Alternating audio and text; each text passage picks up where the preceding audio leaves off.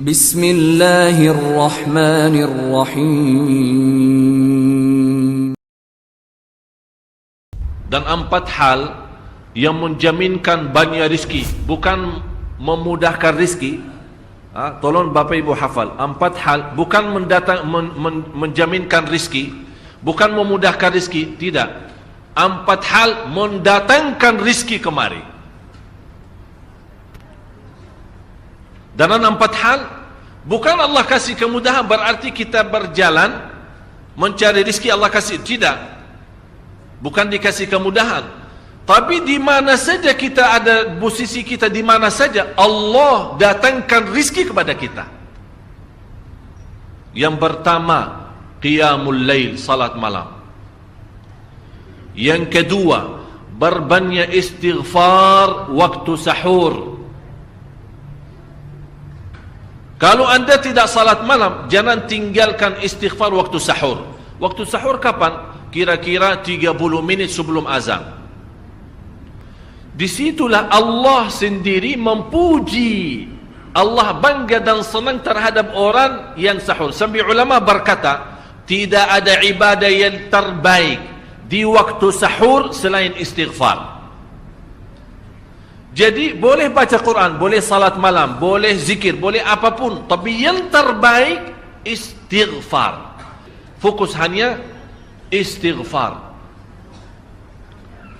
Astaghfirullah wa atubu ilaih, termasuk istighfar Allahumma anta rabbi la ilaha illa ant, yang Bapak Ibu tahu sayyidul istighfar, yang terutama, yang paling luar biasa. Allahumma anta rabbi la ilaha illa anta khalaqtani wa ana abduka wa ana ala ahdika wa wa'dika mastata'at a'udzu bika min syarri ma sana'at abu'u laka bi ni'matika alayya wa abu'u bi dhanbi faghfirli fa innahu la yaghfiru adh-dhunuba.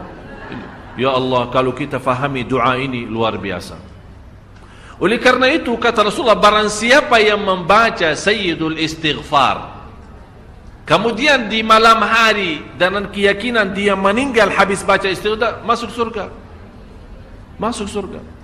Berarti ini salah satu doa yang menjaminkan dengan mudah masuk surga. Jadi 4 hal yang mendatangkan rizki, bukan kita mencarinya, dia yang datang kemari. Apalagi saat mencari lebih mudah. Qiyamul lail, salat malam. Tapi dalam bahasa, mohon maaf Bapak Ibu, dalam bahasa Arab disebut qiyamul lail, bukan salat. Tapi kalau diterjemahkan dalam bahasa kita salat. Tapi kenapa di situ qiyamul lail? Diberikan qiyamul lail, qiyam artinya berdiri. Berarti lama. Saking lama berdiri dikaitkan jadi qiyamul lail. Qumil laila ya ayyuhal muzammil. Apa terus? Qumil lail, berdirilah saat malam. Berdirilah, bukan salatlah malam, tidak, berdirilah malam hari.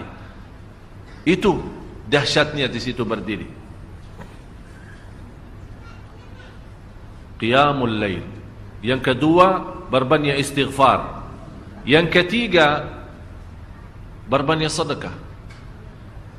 Sebenarnya bukan istilah berbanyak sedekah. Kadang-kadang orang bersedekah 100 juta, udah saya sudah bersedekah 100 juta. Bukan itu. Bukan yang dimaksud berbanyak sedekah itu dari sisi uang itu banyak atau sedikit, bukan. Yang dimaksud rahasia sedekah, ta'ahudus sedekah, istiqamah bersedekah. Istiqamah. Itu tidak menjadi masalah besar maupun kecil. Itu tidak menjadi masalah. Karena bagi Allah tidak ada artinya besar maupun kecil. Kita tidak memberikan kepada Allah, karena Allah Maha Kaya. Tapi rahasia sedekah itu kita terus menerus sedekah. Siang, pagi, malam, pagi, besok, terus minggu depan. Tidak pernah berhenti. Setiap ada kesempatan selalu kita membawa sedekah. Itu namanya ta'ahudus sedekah. Ta'ahud kalau dalam bahasa sebuah janjian. Seolah-olah kita ada kontrak kerjasama antara diri dan apa? Dengan sedekah.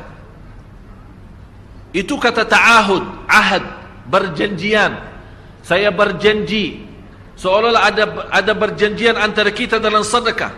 Jadi tidak boleh terlepas dari perjanjian, seolah-olah kita menghormati perjanjian. Bagaimana menghormati? Kita terus kerjasama. Kita beri, Allah ganti berkah sedekah. Kita beri lagi, Allah ganti masih terus. Kita beri, masih Allah terus ganti. Itulah dahsyatnya sedekah. Jadi Bapak Ibu, jangan nunggu hari tertentu, bulan tertentu, malam tertentu kita bersedekah. Jangan. Setiap kita merasa ada berita baik, ada berita maupun ada berita buruk yang menyakiti perasaan kita di rumah tangga kita, anak kita, suami kita, istri kita, apapun, langsung segera sedekah. Disitulah rahasianya. Ikatkan seolah-olah kita sudah membuat perjanjian antara diri dan sedekah dalam segala hal, hal senang maupun hal tidak, hal bahagia maupun hal sedih, hal bangga maupun hal lagi menghadapi kesusahan, kesulitan, selalu sehat dan sakit. Terus yang keempat, zikir, berzikir pagi hari dan sore hari. Berzikir pagi hari dan sore hari. Ini 4 hal Bapak Ibu. Berdiri malam hari, itu yang namanya tahajud, banjanya atau lamanya berdiri. Berbanyak istighfar waktu sahur. Yang ketiga, berbanyak sedekah. Sudah Bapak Ibu mengerti? Jadi istilah berbanyak sedekah bukan artinya harus banyak dari jumlah hitungannya, tidak. Yang keempat adalah berzikir di pagi hari maupun petang hari. Amman huwa qanitun ana al-laili sajidan wa qa'ima. Sajidan wa qa'ima. Jadi Bapak Ibu, saat kita berdiri lama, walaupun baca satu ayat, diulangi berkali-kali, walaupun baca surah pendek, tapi diulangi berkali-kali, tidak menjadi masalah. Bapak Ibu hanya hafal qulhu. Qulhu dibaca 3 kali, pahalanya seperti baca Al-Quran 30 juz. Ada seorang salih mengajak kawannya, sudah mendekati subuh, ayo bangun salat malam dan baca sepertiga Al-Quran. Langsung orang itu menjawab, bagaimana saya baca, sebentar lagi mau azan. Bacalah qul huwallahu ahad. Salat malam dan qul huwallahu ahad. Jadi Bapak Ibu, yang saya harap, jangan susah fikir, ya Allah saya mau baca apaan. Tak usah susah fikir. Baca dan nikmati, yang penting nikmati bacaan. Walaupun qul huwallahu ahad setiap hari. Kalau kita pusing baca, Allah tidak akan pusing mendengar.